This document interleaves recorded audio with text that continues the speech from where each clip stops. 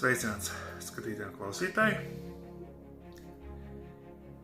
Gribēju padalīties, kad tomēr šai istabai ir ielikta kamiņkrāsniņa. Vakar iegādājāmies, šodien pieliku. Vakar tik saskrūvēju, šodien, redziet, jau tā, mēģinam izkarsēt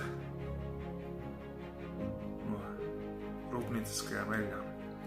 Un tā, redziet, vilkuma ir laba, kad izkalu, tur bija sodrāja ļoti daudz, tā kā ļoti labi. Tad istaba ir